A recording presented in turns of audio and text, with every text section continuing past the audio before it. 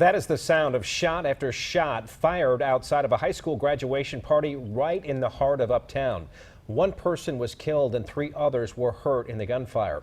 Tonight we're learning more about one of the victims who was shot outside the party at that apartment complex. This was a home rented on Airbnb. In an interview you will only see here on Channel 9, his family told our reporter Stephanie Tinoco that he was in the wrong place at the wrong time. Stephanie, it was a week ago. You told us how CMPD was cracking down on these types of illegal parties, and then this happens.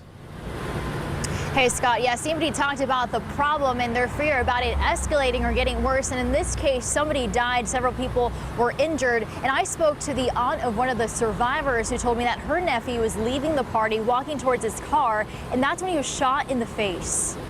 He is in that ICU, but he's doing good, I thank God. 19-year-old Masanka Kanku is recovering. His family tells me this Mallard Creek High School grad was shot in the face. My sister, which is his mom, called me, and she was crying.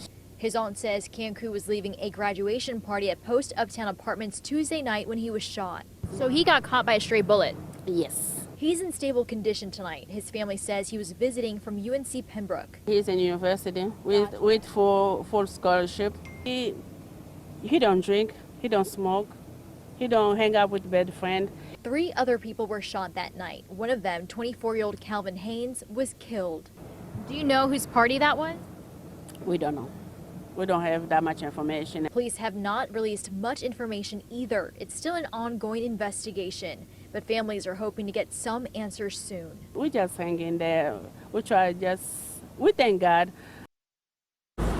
And just in the last 15 minutes, some of Calvin's friends have actually gathered here outside of the apartment. They're setting up a vigil, and they told me they're planning on praying and just honoring him tonight as long as they can stay out here. I also spoke to his family off camera. His sister told me that she really did want to share about who Calvin was, but right now their family just needs that time to really grieve. Back to you.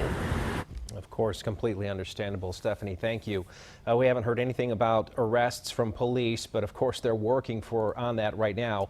Now, police say the party was at an apartment that was booked through Airbnb for the night. A quick search on Airbnb and you can find several Uptown apartments available for rent. Most of them say no parties, but what can you really do to stop people who want to throw a party?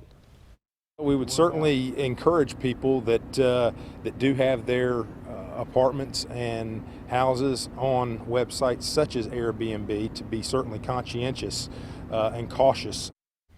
Now, Airbnb told us, we are deeply saddened by this tragedy and stand ready to support local police with their investigation. We'll continue to follow developments on this story on air and, of course, on our WSOC News app.